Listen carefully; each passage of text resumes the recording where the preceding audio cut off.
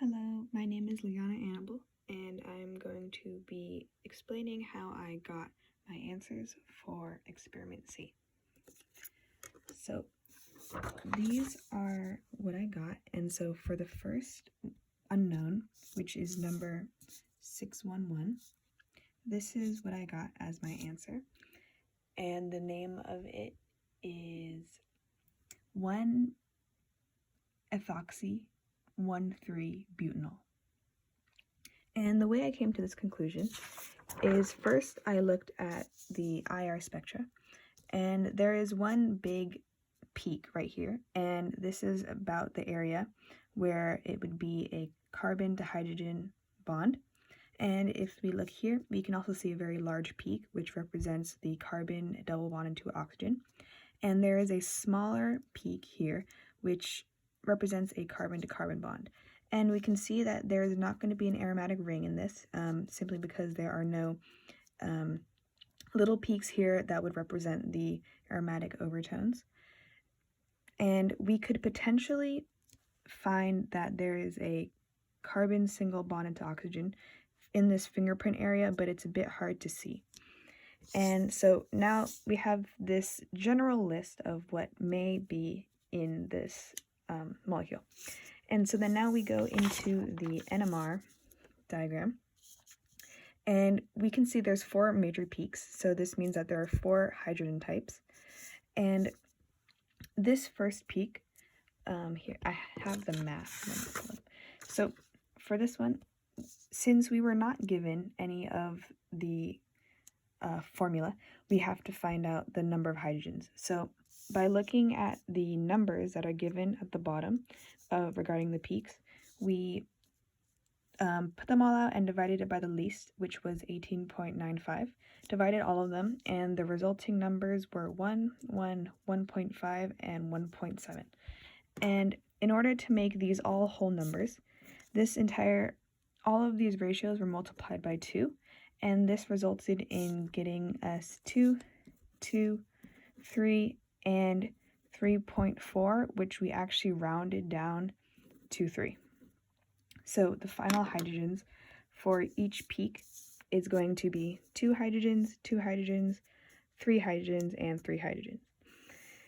And so we continued to analyze the peaks, and what we found was that this first peak, this peak on the leftmost side, it has four smaller subsections, which means that there are 3 neighbors. And in this one next to it, at around 3.5, has only 1 peak, which means there are no neighbors. And this other one at around 2.3 has also only 1 peak, so that means it has no neighbors. And this rightmost one has 3 peaks, which means that it has 2 neighbors.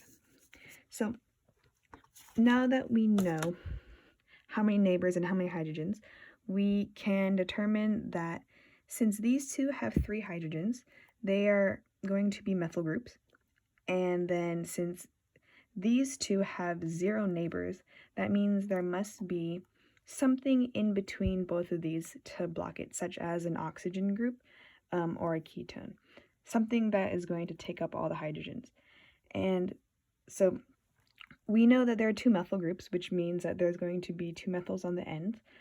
And then since this one has 0 nitrogen or neighbors, we know that it can be in between 2 ketones, such as this example, because these 2 carbons next to it both have full bonds and there are no hydrogens present, therefore giving this section no neighbors. Same with this methyl group, it has no neighbors since this carbon that is right connected to it has full 4 bonds, and it's completely full. And we continued, and since this has 2 hydrogens and 3 neighbors, and this has 3 hydrogens and 2 neighbors, we can determine that they actually go next to each other, and their corresponding neighbors and hydrogens match up perfectly. So that is the result for unknown 611.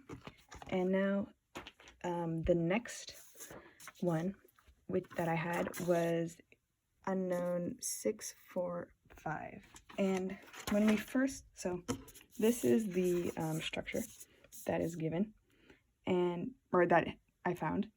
And the way I came to this conclusion is by first looking at the IR, and we can see that there is going to be an aromatic ring, since we can see the aromatic overtones, and there is a lot of peaks in this general 3000 range, which represents a lot of carbon and hydrogen bonds.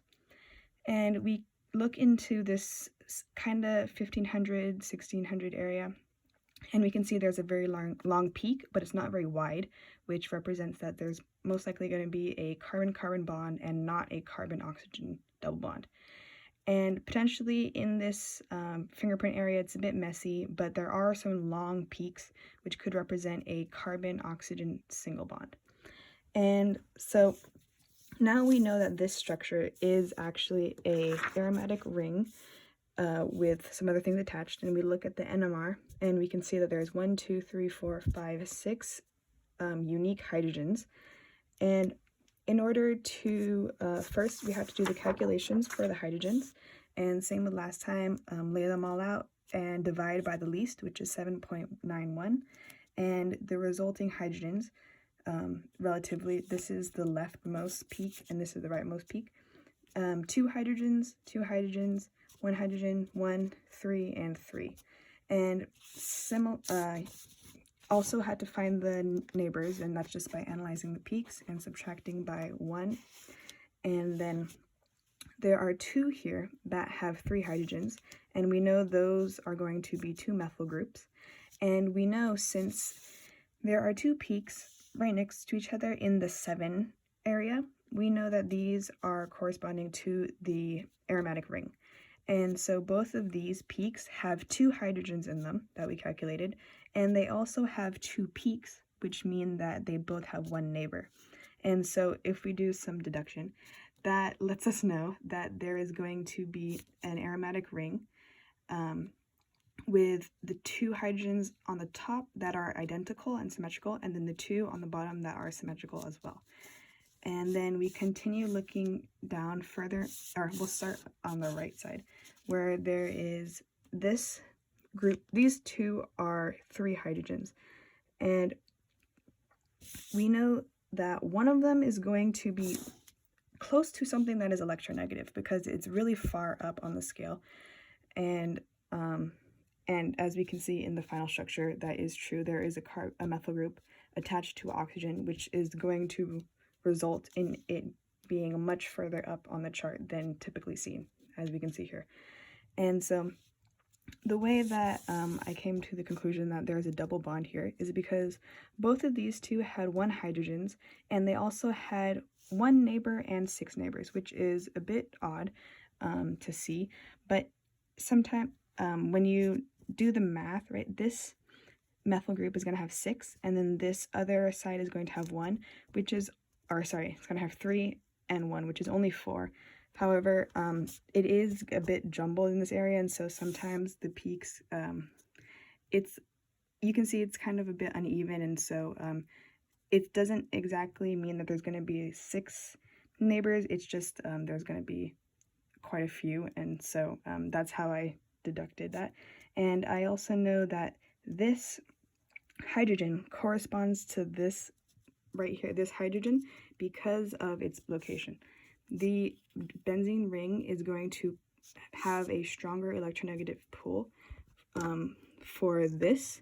So this hydrogen right here is going to be pulled stronger, and it will show up on the graph closer to the left, which we can see here. And so this one has a 2 peak, which means it has 1 neighbor. And if we look back in this picture, this hydrogen only has 1 neighbor, which is this hydrogen that I just drew in. And then this hydrogen is going to have 3 and 4 neighbors. But even though it looks like there's 6 peaks, it's a bit weird. But yes, so these are, again, my final 2 structures. And the unknown for the first one right here is 111. And my unknown number for this one is 645. 4 or 5. Thank you.